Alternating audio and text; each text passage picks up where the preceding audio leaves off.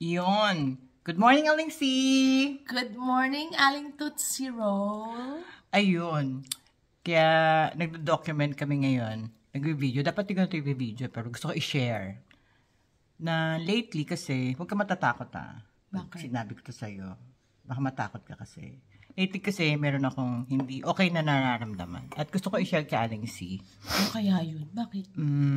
Basta, promise mo. Huwag kang matatakot or mabibigla or... Depende Baka mamaya binibigyan mo yeah. bigla. Wala akong alam-alam sa sasabihin kasi. Ayun. Kasi lately, parang pakaramdam ko, ako lang yung nakakakita. Parang may nakikita ako na iba. Kakaiba. Nakikita mo. Oo nga, dito sa bahay, may nakikita ako na hindi... Nakita mo? Hindi parang okay, parang gano'n. Parang, feeling ko lang naman. Baka di naman makikita mo din siya. Feeling ko lang naman. Pakiramdam ko, meron akong third eye. May third eye ako.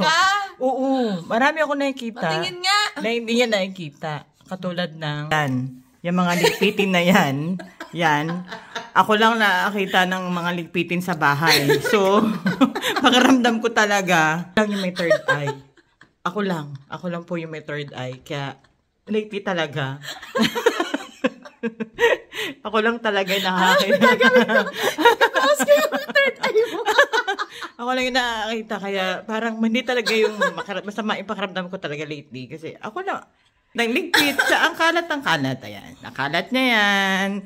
Mga damit niya yan. O, yan. Ako lang ang tigaligpit. O, diba? May third eye ang Aling Tootsie Roll. Ang may third eye. Ano ba i-close ang third eye? Ha? Para wala na ako nakita. Bye!